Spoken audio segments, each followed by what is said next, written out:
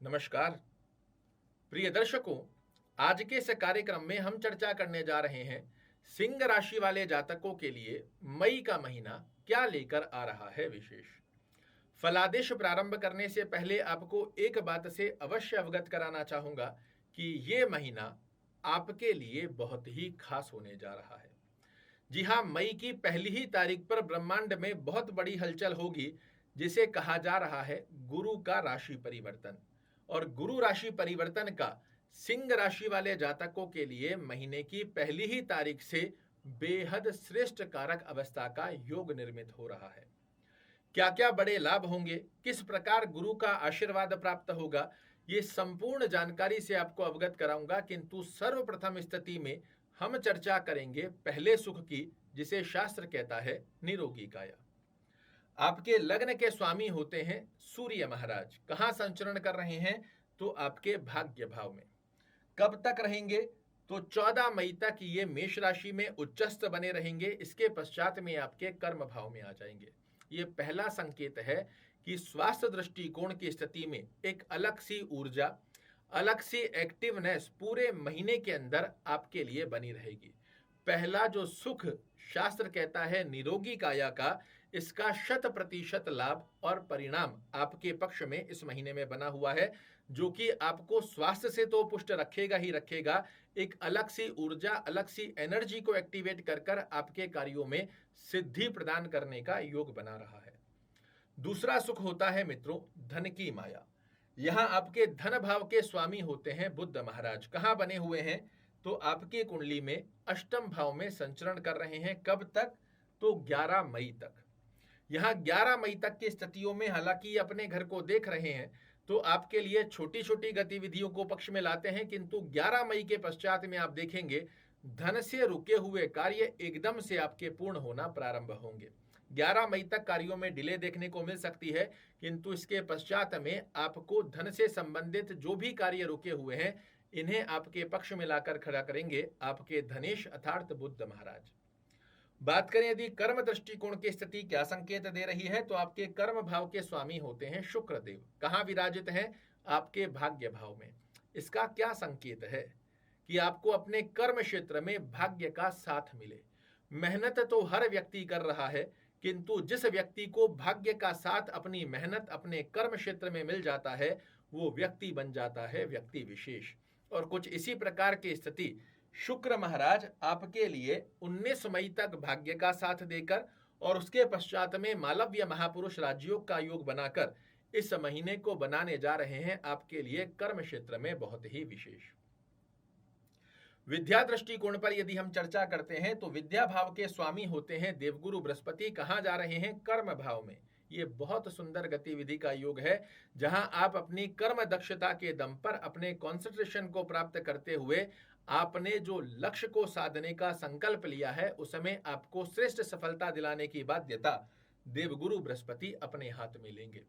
चाहे आप कंपटीशन की तैयारी कर रहे हैं, चाहे किसी अन्यत्र सब्जेक्ट पर अपना रिसर्च और अपनी विद्या को प्राप्त कर रहे हैं, ये दोनों ही गतिविधियां आपके लिए बेहद खास होने जा रही है।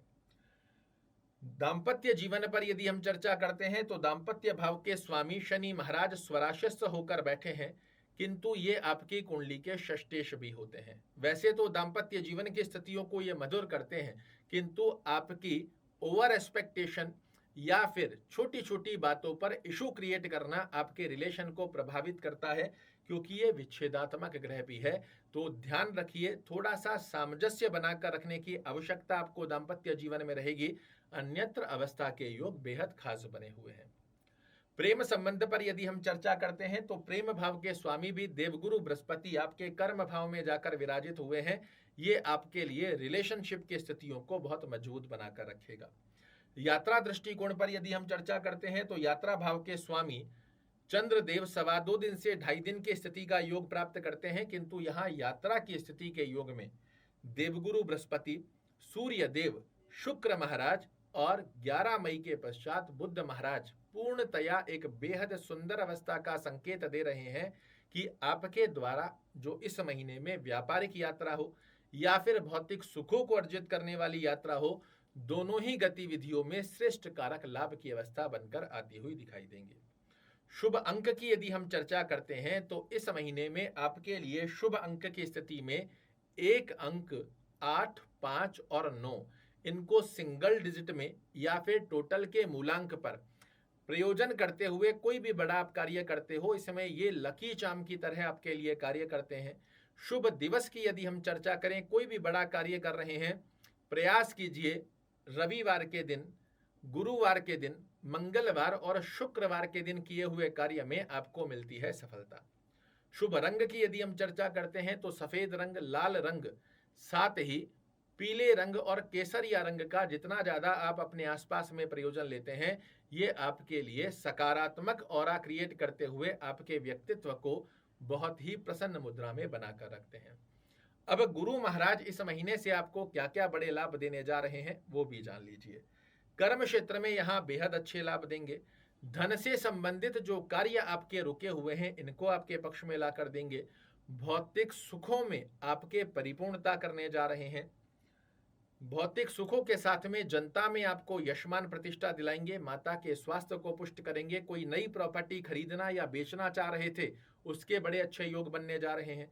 कोई पैतृक संपत्ति से संबंधित यदि कोई कार्य आपका रुका हुआ है, उसे आपके पक्ष में लाकर खड़ा करेंगे। जॉब में किसी प्रकार का स्ट्रेस चल रहा है, वो रिमूव करेंगे।